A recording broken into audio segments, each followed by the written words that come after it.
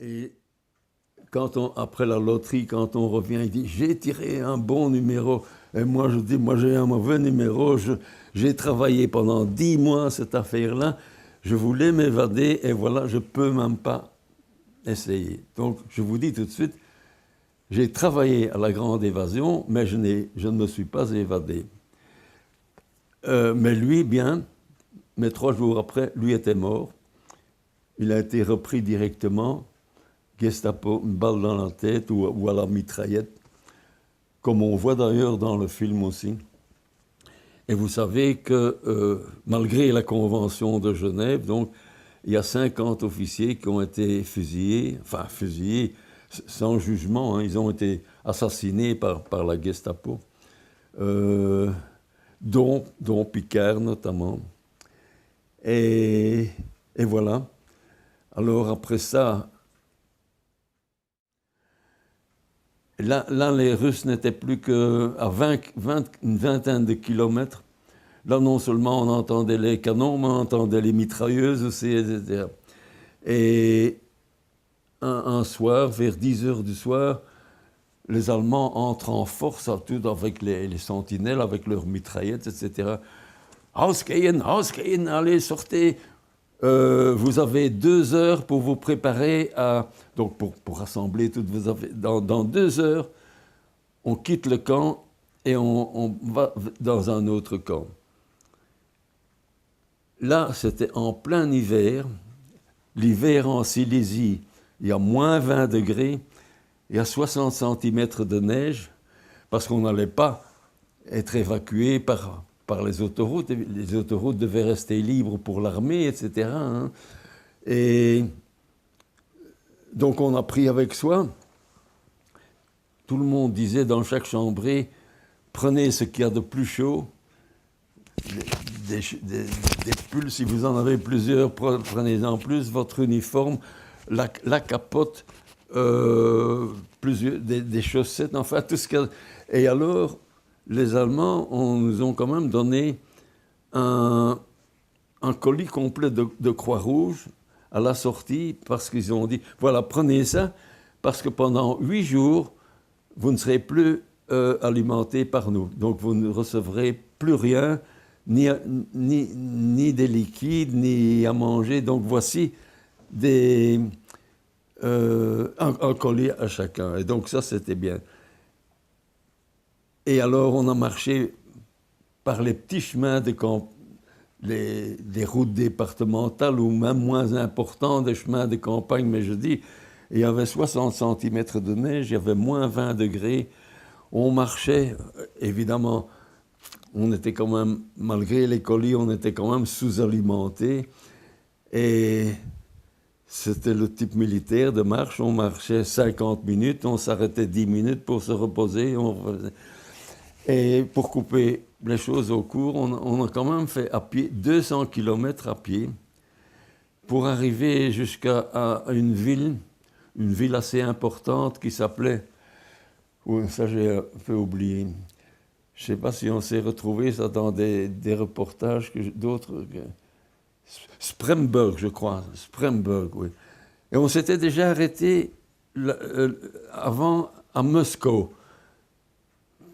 C'était pas Moscou, mais ça s'appelait Moscou, donc ça s'écrit M-U-S-K-O, Moscou. Et ça, c'était déjà une ville assez importante. Et là, on est resté 3 jours, et là, on a eu la chance, il y avait une très très grande propriété qui appartenait à un comte allemand, je suppose que c'était un nazi, pour garder son fric, il a dit adhérer au parti, mais enfin, c'était vraiment un aristocrate, et qui avait une grande propriété et un château, et qui avait beaucoup de chevaux, des voitures de course. Enfin, c'est pour dire que on a été parqué là, et notre bloc a eu la chance d'avoir été mis dans les écuries, mais c'était bien, parce que il y avait encore... Le propriétaire n'était plus là, hein, mais il avait encore de son personnel là, il y avait encore des chevaux dans cette écurie, et donc les chevaux étaient mieux soignés que les hommes, ils avaient de la paille fraîche, l'écurie était chauffée, c'était formidable. nous, on s'est roulé dans la paille, on est resté 3 jours. Et puis, justement, pendant ces 3 jours, il y a eu le dégel. Bon, il faisait encore froid, mais enfin, finalement, quand on est reparti de Moscou, il n'y avait plus de neige. Et on a encore marché 2 jours jusqu'à, je venais de dire le nom, il est enregistré de toute façon, une ville plus importante. Et là, les Allemands ont dit, à partir d'ici, il y aura des trains. Vous ne devrez plus, on en avait fait déjà en une semaine, environ 2, ça avait été très, très, très, très pénible. Il y a des gens qui tombaient le long de la route. Heureusement, contrairement aux Juifs qui, quand ils tombaient, ils étaient directement abattus. Ici, heureusement, il y avait 2, 3 charrettes tirées par des chevaux, parce qu'évidemment, ils n'avaient pas des camions ni de l'essence pour suivre ça, mais les Allemands avaient réquisitionné des fermiers avec des charrettes, et les gens qui étaient malades, etc., pouvaient alors être mis sur les charrettes. Ils n'étaient pas abattus, quoi, s'ils n'avaient plus marché, s'ils étaient vraiment malades. Il y avait 2, 3 charrettes qui suivaient le mouvement. Et là, dans le train, on a été mis dans des wagons à bestiaux, tout à fait comme les Juifs qui partaient. Mais heureusement, on allait dans la bonne direction, on allait vers l'ouest. Mais les portes étaient quand même fermées. Mais ça a pris 3 jours, 3 jours et 3 nuits, parce qu'on roulait surtout la nuit. Pendant la journée, on allait dans des railway sidings, parce qu'évidemment, il y avait les Américains et la Royal Air Force qui attaquaient les trains. Une fois qu'on avait dépassé la longitude de Berlin et d'une autre ville importante, où on était dans le range, on n'était plus attaqué par des Russes là, mais les trains étaient attaqués par les Anglais et les Américains, et les Belges aussi, la 350. Alors les Allemands nous avaient quand même permis d'inscrire à la chose sur les toits POW, Prisoner of War, en grandes lettres blanches sur le train. On disait, espérons que que les avions de chasse sont assez malins pour... Et effectivement, on n'a pas été attaqué par des avions. Mais donc, on allait évidemment par des sidelines, parce que le trafic principal était routier, mais aussi par train, mais sur les lignes principales. Ça devait rester ouvert. Et c'est ainsi qu'on a mis 3 jours pour arriver à Brême. Donc là, quand on a vu ça, on dit, off, on avait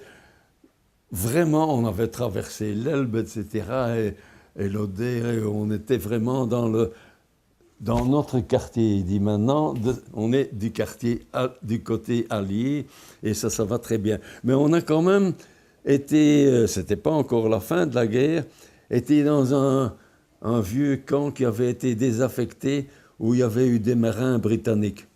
Et le camp était tellement vieux qu'avant ça, les marins avaient été évacués, et le camp était vide. Et bon, il était dans un état lamentable, mais ils ont bien dû nous mettre quelque part.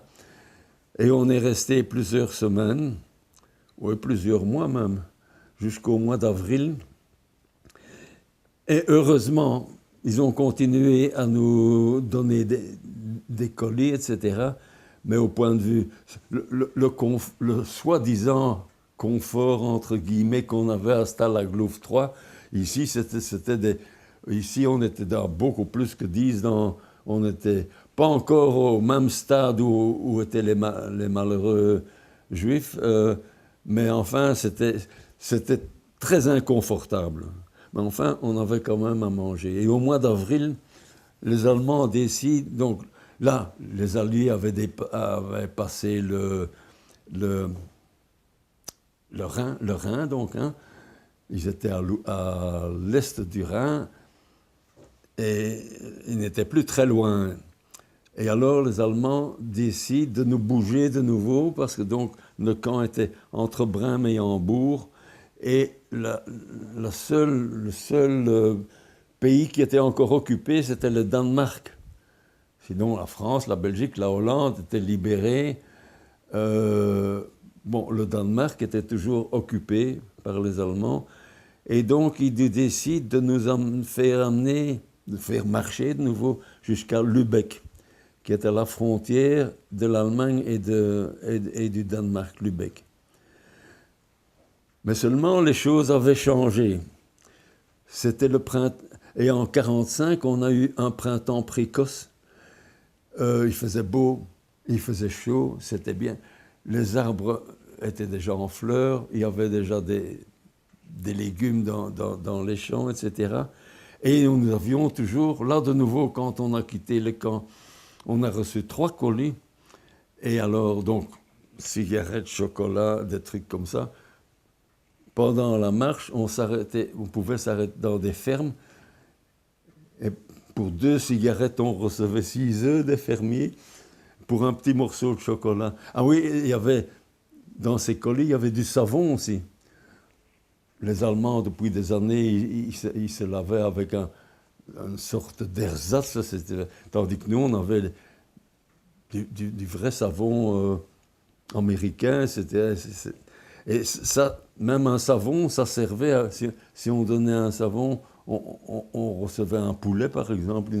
Mais donc, cette marche-là n'a pas été difficile, parce que notre SBO, de nouveau, a dit ce n'était plus Van Lindeiner, parce que lui, après la grande évasion, a été arrêté, il a été jugé, il a eu la chance de ne pas être fusillé, et de ne même pas aller en prison, parce que vu son âge et cette histoire-là de la grande évasion, il est tombé malade, et finalement, ça on en su par après, il a été dans un hôpital parce qu'il était...